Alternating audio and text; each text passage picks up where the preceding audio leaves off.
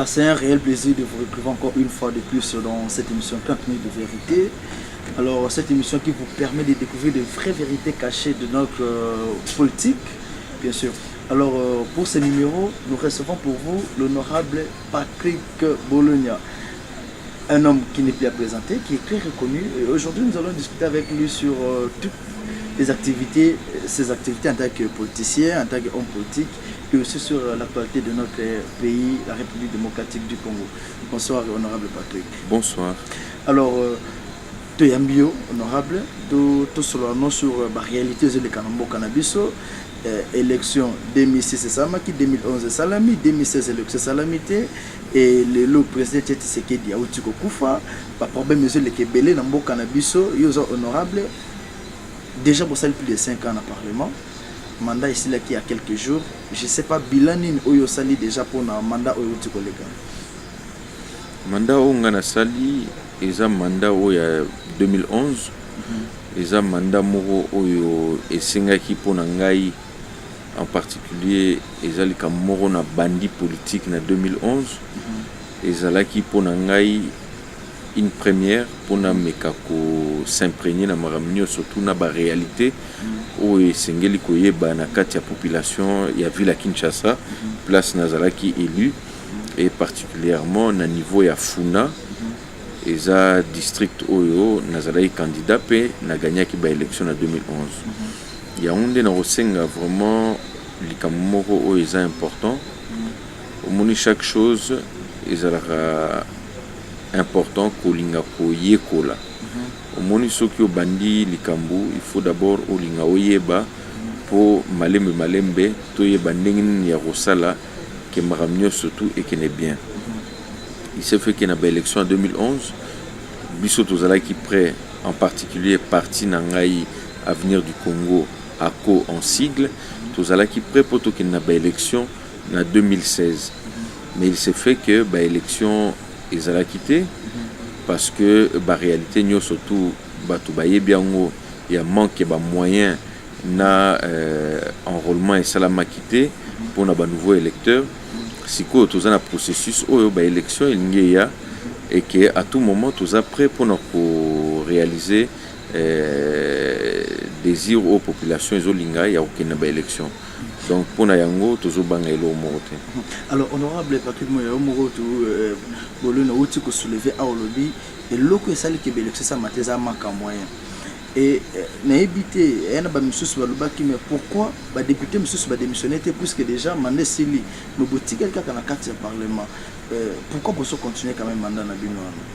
Mais ba redémissionner au moni ba démissionnera ceux qui par exemple faute moro ezali na cadre moro oyo étali constitution ou même au étali biso ba politicien au toza na kati ya assemblée nationale omoni mandat au ba pesa ki biso eza mandat au population etinda ki biso na niveau assemblée eza respecter ko démissionner eza lokola ko cracher sur la main oyo et nourrir biso c'est-à-dire population au epesi biso mandat wana donc na koki jamais ko linga ko démissionner d'autant plus que mandat on a besoin que la population et que eza lokola et ko finga bango ko démissionner wana ako ils faire partie ya ba parti eza na kati ya majorité présidentielle au lelo batebeli bazo condamner bazo fustiger bobo ko organiser ba élection pour na bo garder président de la République na pouvoir premier dialogue salama qui na cité loya deuxième dialogue lelo mise en place nango mise en œuvre na ya accord wana et so compliqué na éviter analyse ni oyo so sala par rapport ya ba makamoni so le Kanamboka. Bon makambo so le Kanamboka il faut boyer bango ndenge lobi bien à quoi eza parti o eza na kati ya majorité présidentielle depuis le début tant que to sala ki parti na biso to bomba na kité to zala ki na sima mokonzi ya mboka Joseph Kabila o esengela ki to accompagner na vision o ya zala ki nango na ti lelo tozo ko accompagner pe tozo kende na ndenge o esengeli pona que majorité présidentielle et garder pouvoir na kati ya mboka parce que majorité présidentielle eza na force oyo esengeli pour que pouvoir etikala na maboko na biso majorité présidentielle. Alors mais est-ce que makambo surtout le président Tshisekedi Kofi oyo azaki patriarche monene oyo amemaki accord où il y a Saint-Sylvestre et comme place comme mise en place nango et se créer problème sérieux. Pourquoi majorité a tenu kakana trône au moment où on accord on demandait juste combo mokoka.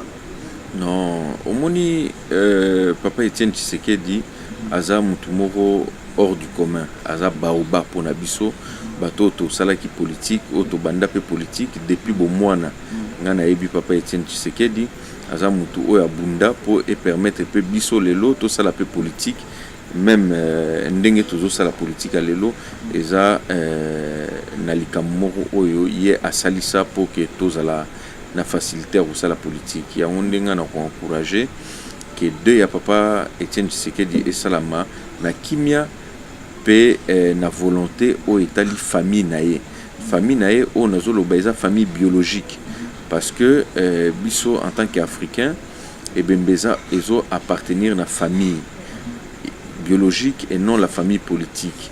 Au moni biso ba politicien troki ka ko accompagner volonté o ya yemoko papa Etienne Tshisekedi peut-être que apesa message que jour na okufa na olinga beaucoup nanga na tel endroit biso to accompagner na volonté o ya zalai nango ou bien volonté à famille nae et non volonté à ba politicien ezali kamoro mabe na olinga vraiment to longola ngo na mito abatu que et comme maloro la chantage ou bien loro moro ya pression ezamabe.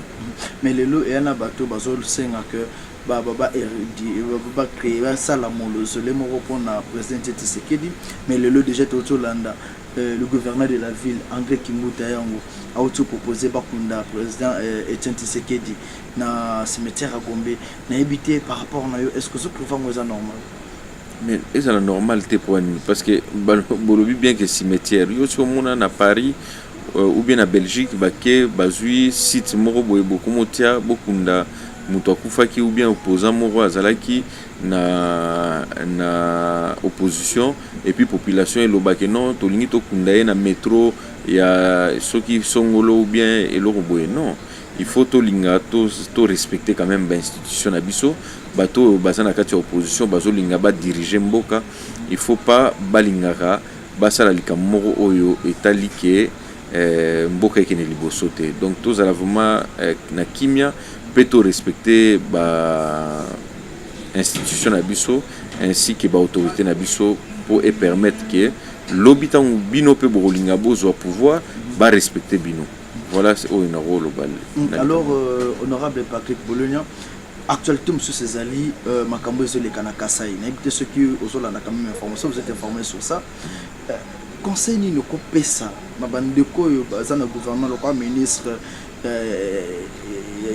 ministre des affaires intérieures ozolanda biso voire même gouvernement par rapport aux les kawana na bapia mwana sampu est-ce que na éviter ceux qui mo zo juger on est tenga na zana conseil européen sa ministre intérieur na biso ta parce que ye mo zawana aza ministre o ya tali intérieur o ya sécurité mboka aza mutu o aza conscient ayebi musala o yazo sala eza pour la sécurité mboka mais comme vous le savez très bien que batu oyo bazo sala makamboana eza batu oyo bazana idée ya mabe baza manipuler baza instrumentaliser et pas ya ba politiciens o bazo tindaka bambongo po basala mabe na mboka plus bazo créer ba problème plus bazo kanisake ya onde bakozwa pouvoir or il faut balongola ngona mutu na bango bato bazo tindaka bambongo po ba détruire baboma ba congolais batika yango eza mabe eza vraiment mabe lelo pe na Kinshasa situation mo ke utiko bima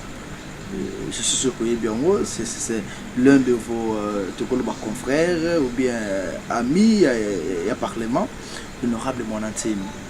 Il y a eu des cas de décès dans Ngiringiri et puis dans ma campagne comment ça stressé jusque là résidence sincère ACG bazo lokaye bakangaye honorable né Monantemi. Comment vous jugez un peu toutes ces réalités là aux les calés dans Mboka? Est-ce que ils ont incapacité il y a l'état il y a comme maîtriser ba milice on a tout ba coup ou de quoi s'agit-il? Bino ça quand même dans monde on a beau expliquer ça clairement. Bon biso moni problème ezawana né Monantemi aza député national o yazala hina biso na kati assemblée nationale et azapé député ou aza élu na kati ya circonscription oyo yanga ya Funa. Ya on est na kosenga vraiment aza qui élu na ba Congo te na Funa na kati ya ville ya Kinshasa. OK, merci pour la précision. Donc il se fait que bato ebele ba vota qui est pour et permettre que asali sa population na cadre ya Assemblée nationale a représenté bango pour marambu et que liboso pour na bien-être ya peuple congolais na en particulier bana ya Funa.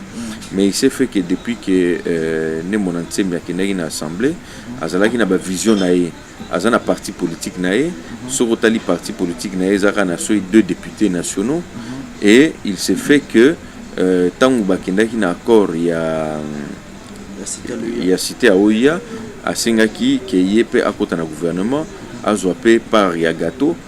Mais comme vous le savez très bien eza mabe o esalama depuis na ebandeli bato bazana ba député muke bazana lokoso ya kozwa ba poste kolekana bato bazana ba député ebele. Honorable Paquet na kati malobate quand même moi reconnaissance suffisante abundi makasi pour un dialogue wana il est dans de bonnes conditions a beta même finga maki pour un dialogue on pouvait quand même couper ça y est ba poste wana ndinga sengaki mais so ba pesi poste ya vice ministre ba pesi mutunaye o ya pesa ikombo mabeza wapi lokola ya pesa ki ba pesi vice ministre azana 2 députés ngai kutu parti na biso ezana 8 députés nationaux ako ezana 8 députés nationaux tozui kaka vice ministre est-ce que bomoni biso to bando bunda to bando finga bato tozo talara ande mokili zo tambola tozo se préparer pour que to longwa de 8 députés to komata na bango 20 25 wana nde force oyo politicien kozala nango politicien o alingi démocratie yango wana nde fosala.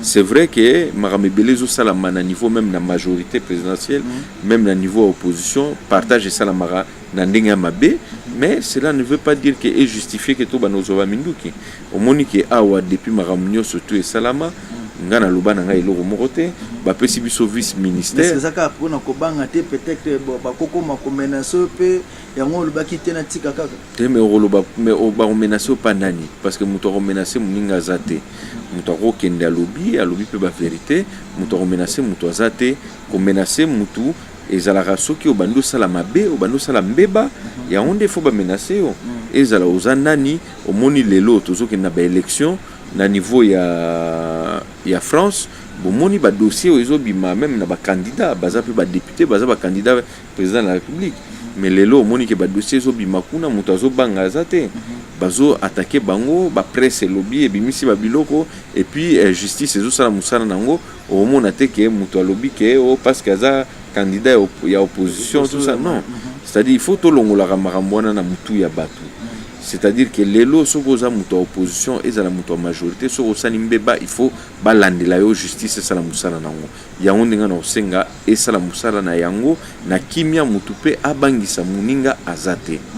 Mais il y a déjà après ça que 2 semaines le gouvernement est en place abaki dans 2 semaines ceux qui réaction malongé samité à frapper est-ce que ce banque sabino vous en a quand même la majorité bon moi na temi a frappé dur. Mais est-ce que mutu vraiment ozoloba na est-ce que ça na mutu est normal mutu azoloba bongo nga kutu nazoka motango zo poser nga question mutu alobi a refrapper nani a frapper mwana na ye moi si na ye ou bien nani donc nazo comprendre te soki mutu abongo azana mutu est normal o ekosenga ke aya pe aloba batu pe bayoka ye eza vraiment distraction la même personne à sala marambwana déjà depuis na ebandeli je crois que le président de la République azala na mutema malamu alingaki conflité alingaki makambo ekene bien andimaki batu nyonso to basala mabe baya lokola batu baboma basala boya boma batu na niveau ya ba Congo azala candidat na ba Congo alekaka te aye na Kinshasa lokola batu babanda ko rêver batu bayebaki ete ba voter lelo ba moni réalité. Je pense pas que to continuer na makambo bongo il faut que justice sala musala na ye et puis to évoluer pour que tous en batu moko o baza sérieux pour ba représenter population. Alors tous on appelle na makambo etangili organisation ya bobse qui a papa Etienne Tshisekedi Muluma. Alors il se pose un problème choix ya premier ministre puisque famille n'est politique mais biologique ezoloba ndeko badibanga l'excellence Sami Badibanga ayamba corps wana te puisque pona bango bazo considérer le corps quelque n'habité biso mona ndenge ko conseiller président de la République acha directement Félix Tshisekedi premier ministre to et ça la mandenge. Mais eloko moko nga nazo comprendre te ou bien tozana mboka moko oyo tozo respecter batu ou bien tozana mboka oyo respect moko te ezali. Donc lelo po corps à papa Etienne Tshisekedi ya il faut nommer premier ministre. Balingi accord quand même au signé qui en présence na papa Etienne et ça l'a déjà mis en œuvre. Bon ngape na rosenga ki ngape na comme ministre po bakunda papa Etienne Tshisekedi. Donc ils ont la sens te donc mutuna mutu aroya a rosenga ki lelo ngai po corps à papa Etienne Tshisekedi est-ce que lelo corps ya Mobutu place evandi wana ils ont reposé en paix. Est-ce que moi na ya ki a lobby que non ba nommer premier ministre po corps à papa ya Mobutu ezonga na mboka. Accord ezala qui était accord moke ezali ezo signifie que faut premier ministre out na rassemblement ba on va proposer accord le bail que Etienne Tshisekedi a okufa et que après il faut ba nommer mwana nae pour que corps nae ya po ba kundae. C'est ce qu'il faut se dire aussi. Donc je pense qu'il y a ngona. Je pense que Bozo c'est quand même bien honorable Patrick Bologna azopé ça par rapport à question pour mituna qui est belé nzote koyaka boyena boy. Alors honorable Patrick émission batbola na okaka na Kinshasa te émission ça sur YouTube et na bande kumsu bana mboka ba côté philosophie ba bino batbona majorité bozo boma population zo kanzala zo ko vivre te comme se doit population vine comment soka bimiti abandi kolela vision ni oyo ozanango pona belection zo ya ako elingi apporter ni na sika oyo bat baroza quand même babité to ko compter na partie ya Patrick Bologna ako pour na avenir à Congo.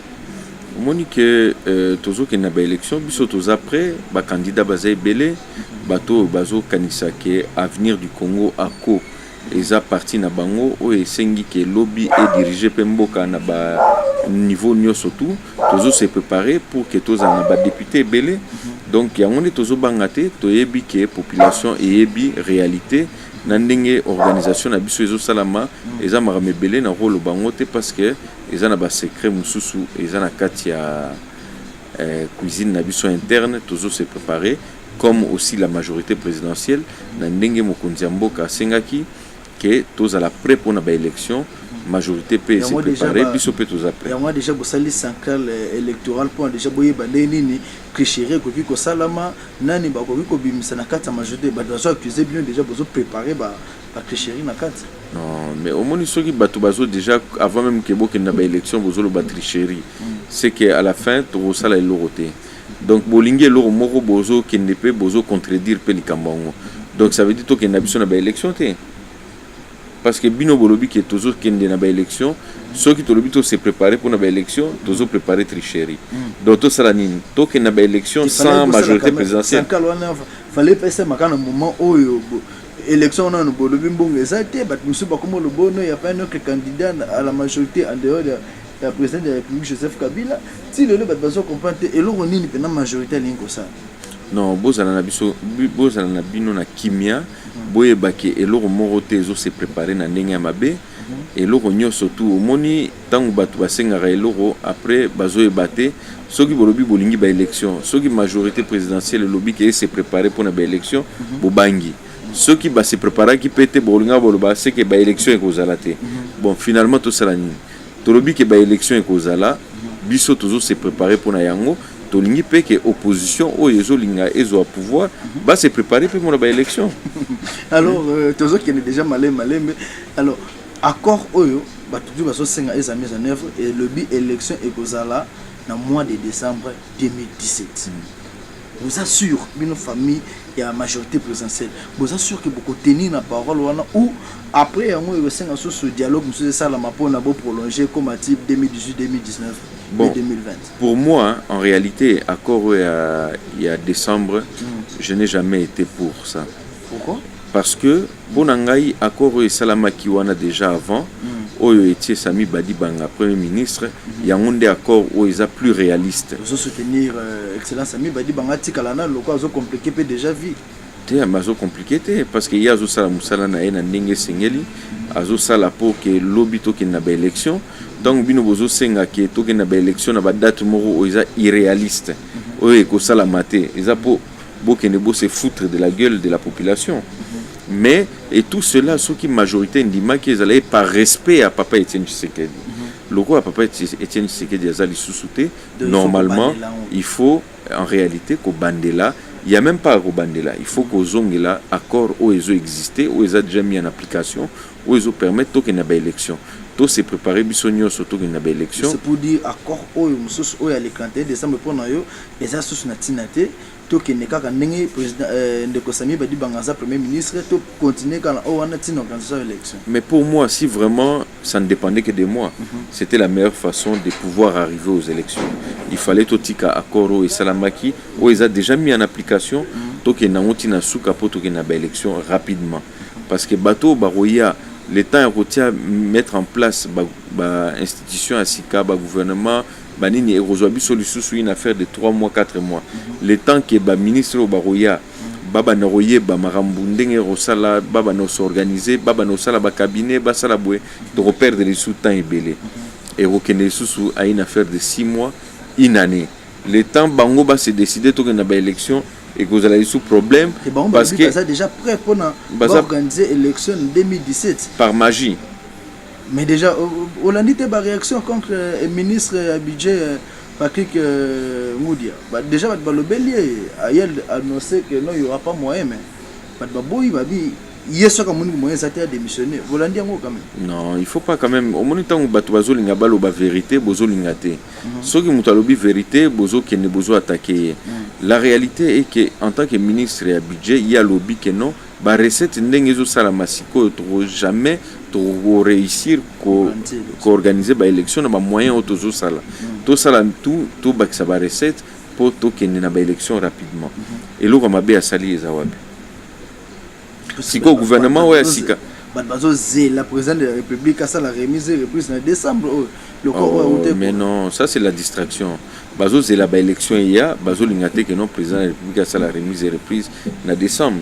Le plus important c'est la fin. C'est ce qu'on dit, la fin justifie les moyens, c'est les élections. Ils allaient en décembre, ils allaient dans 1 an, ils allaient dans 3 mois, ils allaient le plus important population et zolinga to na ba élection. Et les lots pression aux populations banorosala c'était plus dans le cadre ya Papa Etienne Tshisekedi azali sousouté bato batikali bazolinga ba monnaie ba poste par rapport à mort nae naza contre yango na nito respecter Papa Etienne Tshisekedi aza baoba na mboka na biso aza pe mutu moko oyo il faut akende na kimia.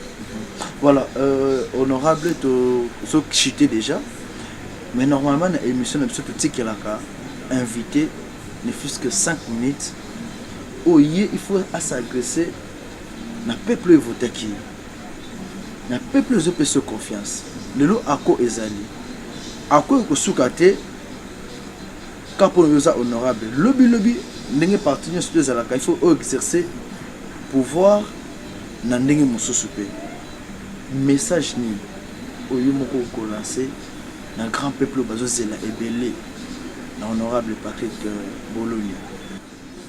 Et là on a na koloba et kozalaka likamoko ezamboka na biso ezana makambe belé a rosala na osenga na population nyonso tout na diaspora o ezana libanda ya mboka boya bozonga na mboka pour bo permettre que to sala biso na bino to bongisa mboka na biso tozana ngoka ka moko toza ba congolais tozana mboka mususu te tolinga to bongisa mboka na biso na kati ya kimia na kati ya désordre te pe to tonga ndenge makambo ezosala malelo bato bazotongaka mboka na biso et permettre que lobby mboka na biso ezala na kimia courant ezala stable mai ezala bien nyonso tu wana toza na besoin ya paix toza na besoin ya kimia toza na besoin ya population ezala na minimum ya kovivre et tout ça ekosalama soki kimia ezali investisseurs au bazana libanda baye na ba moyen na bango ou eko permettre que mbongo ekoti budget à l'état et mata et permettre to bongisa banzela to sala makambe belé pour na mboka na biso soki biso moko tozo bangisa bato et que bato ba komo banga mboka na biso ke kuna mboka wana ba élection ezala chaque fois crise ya ba guerre banini et vous ala bien té il faut que élection ezala eloko moko oyo eza raison te ya kobangisa investisseur. Nga namonaki na 2016 bato bakanisaki ke ekozala fin du monde, bainvestisseur ebele bakendaki bakimaki, lelo bazongi bakanisaki peut-être ke soki toke na baélection fin du monde ekozala. Il faut pas ke totia ngo na mitu ya bato na bainvestisseur nyonso boya na mboka na biso, boya pe bino bata diaspora, bosala ndenge bamboka nyonso tu na bapopulation nyonso esalaka ke bolinga mboka na biso ekene liboso. Respecter mboka na yo yango nde pe mopaya akopesa yo pe respect na mboka oyo yo ozali kuna. Ebele baza wana na kati ya mboka ya mopaya bazofingaka mboka na biso, et pourtant ye moko aza congolais azofinga mboka na ye, et puis ntango okoma ozokamwa ke mboka ezokende liboso te. Eza mpona haine na mauvaise volonté ya biso moko bacongolais oyo tozosala pour ke tokimisa bato na kati ya mboka na biso. Tolinga tokende liboso, tokumisa mboka na biso ndenge tokumisaka baekipe na biso ntango ebetaka na étranger, tozala na nsima mboka na biso, nsima mokonzi ya mboka po epermettre ke makambo ekende liboso. Soki tozo respecte mokonzi ya mboka na biso te, mutu pe arespecte bino na libanda azali te. Bosi bomona na France na bapays nyonso tu, malgré que ba opposition ezali na kati ya bamboka, mais soki un français aza na libanda mboka na ye arespectaka drapeau ya pays na ye, arespectaka président ya mboka na ye, malgré aza mutu ya opposition, azala mutu ya wapi, soki aza libanda ya mboka na ye akokumisa nanu mboka na ye na mokonzi ya mboka na ye. Donc il faut vraiment bozala nango na mitu na bino, botika kosala makambo oyo etali ya kofingaka po ekomema biso nulle part. Yango nde nakopesa bino le roi conseil, et pe po na population oyo evotai nga boyeba ke nazosala tout oyo nyonso tu nayebisaki bino nasala, nazosala pe nasalaki yango. E yango nde bomonaki nakosenga ke ndenge nayebisaki bino na arrivé ya corps oyo ya patrimoine na biso oyo ya Papa Wemba oyo tokufelaki na niveau ya Molokai na district ya Funa na mwana Matonge. En tant que moi-même enfant de Molokai, toyambaki Papa Wemba, bato ebele bakanisaki ke corps ya Papa Wemba soki ekomi na Molokai na couloir Madiankoko eke ti na kati ya village Molokai ke batu ekozala désordre, batu baokufa. Mais na sololaki na bakonzi ya mboka, na sololaki na gouverneur de la ville, na sololaki na bakonzi ya police, na sololaki na général Kanyama, pe bandimela inga tozwa corps tomemango ti na Molokai. Bamonaki pe kimia ezalaki ndenge to accompagnaki Papa Wemba, na kosenga pe to accompagner patriarche na biso baoba na biso Papa Etienne Tshisekedi na kimia. Cette émission 30 minutes de vérité et qui t'a dans le terrain. Honorable Patrick Bologna, voulais-je dire, il m'a dit que déjà bien na TV mingité. Seul le lot sala qui union surtout te bito que le président Ako l'avenir du Congo où yemoko honorable Patrick Bologna zo dirigé to le baki appelle sa biso vision na ye. Yemoka outi le vision des akini. Ba témoignage ngwana matanga Papa Wemba ba no kanta ba kokufa matonge des ogres. Mais en tant que moi na funa wa kitaki azaki élu na funa président Ako akitaki a mobiliser ba jeunes à qui côté gouvernement solo li normal et les gars qui sans problème. Et je pense que à ça lango sous souvenir à autour de bas pour na matanga ya président Tshisekedi Lumumba. Chers amis, honorable azate poisson mais la biso ka ba mapa asala kamboye. Honorable Zay a éduqué, l'ingé a éduqué biso. Des ordres ne m'ont nulle part. Alors tous attendent vraiment dans l'on a conseil à Patrick Bologna au biso te porte à Kanamutema. En tant que moi na funa te voter te PC ba voix. Matanga papa elekana kimia nyonso. Te paie sa confiance na parti à coup. En 2011 te voter bango na 8 députés. 2017, l'année élection en décembre, tu as voté Koleka. À quoi c'est prouvé, pourquoi pas même dans 100 députés. Pour un impact sur ce, il faut voter la loi solo pour que le peuple puisse se trouver comme il se doit. Nous disons un grand merci à l'honorable Patrick Bologna, puisque malgré l'occupation de Belé, Erayoki, quand lui de vérité, bêter les portes, à Tikinan activité pour répondre à notre invitation. Merci beaucoup, honorable. Merci. Alors, merci à bien tout Bolandi émission Oyo. Et bocha ba commentaire na YouTube, na Facebook, te boy ko finga. Ça la commentaire à bien. Pesa ba conseil sous soit bien na honorable Patrick Bologna pour que akoba ko sala bolam na population. Un grand merci à notre ami qui était derrière la caméra. Masangani Ngaramingi. Un grand merci à Elison Manja. Un grand merci à toute l'équipe du Congo Info. Nous avons toujours pour que l'information soit bien notée. Tout ça, c'est pour nous. Qui m'a fait ça? Ceux qui m'ont allé, ceux qui ont bien honorable Patrick Bologna, mais ceux qui m'ont allé, tout n'a pas que ce belé. Et ça a bien été.